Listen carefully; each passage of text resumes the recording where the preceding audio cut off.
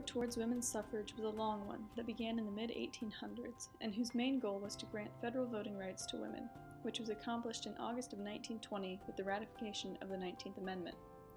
Although this marked a turning point for the country in regards to equality of the sexes, many states had already achieved at least partial, if not full suffrage in the years leading up to 1920.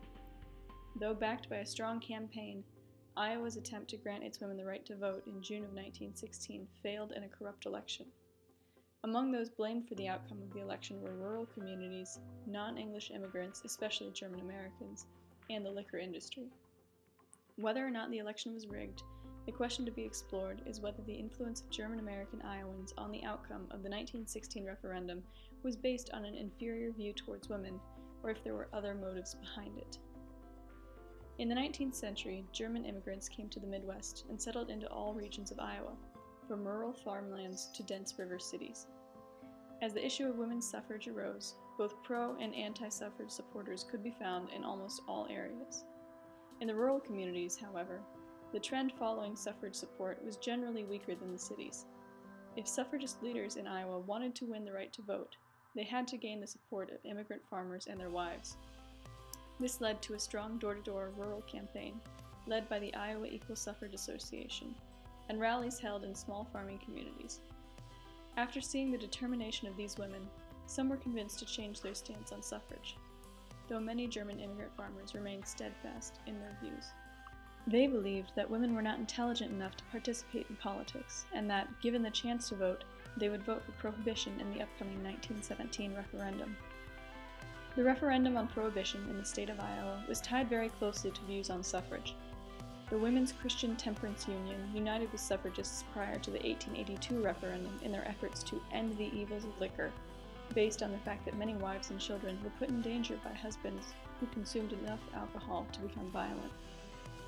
The strong cultural tie between German Americans and beer was one that many were not willing to give up. Their identity, as well as the livelihoods and incomes of German American brewery owners and workers, was often defined by the creation and sale of alcohol. A strong correlation can therefore be found in the voting behavior of German Americans in the 1916 and 1917 referendums. Those who voted against women's suffrage tended to have voted against prohibition as well. Newspaper articles in German-language newspapers in Davenport discussed the matter of women's suffrage in different ways.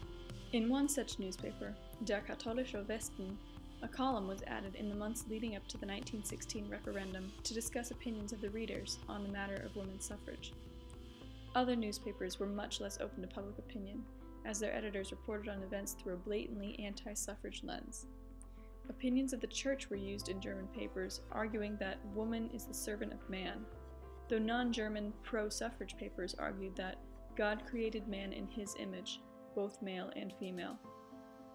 Arguments against suffrage included claims that it would ruin the family dynamic, that it would make woman less desirable, and that equality would limit the amount of influence women would have on humanity. It was also repeatedly made clear that a vote for women was a vote for prohibition. After suffrage in Iowa failed in June of 1916, one article remarked that, within liberal circles, it was hardly thought possible that the prohibition-soaked state of Iowa could have held enough reason to reject the amendment. Although these opinions were voiced publicly to convince German Americans to vote against suffrage, it is possible that they were used simply to ensure better chances of beating prohibition in the 1917 referendum, rather than as solid opinions on the inferiority of women. Unlike English or Irish immigrant women, there currently is little evidence to suggest that German American women were active in voicing their opinions on politics regarding the suffrage movement in Iowa. Names of supporters, organizers, and speakers in pamphlets and programs surrounding various suffragist-organized events and rallies were severely lacking in German heritage. It is possible that the lack of political participation was, in part, due to the lack of information provided to them through their media outlets. German-language newspapers in the United States often included a section called the Women's Pages, specifically written for female readers, which mostly concerned itself with the coverage of various German women's clubs and circles in the area.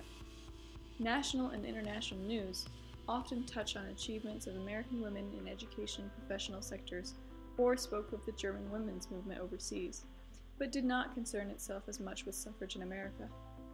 Though this may seem like an attempt to keep German American women uninformed and under control, it may have been that the subject was uninteresting to many. The few German immigrant women who attempted to break out of traditional roles in the New World had typically already done so in Germany before coming to America. In conclusion, it is believed that German Americans had a large impact on the outcome of the 1916 referendum for Iowa women's suffrage. A combination of conservative religious and political opinions held by German immigrants regarding women, coupled with the looming threat of prohibition, resulted in a strong anti-suffrage demographic. It's difficult to say whether or not German American women held any strong convictions for or against suffrage at the time, as very little has been found regarding their political involvement.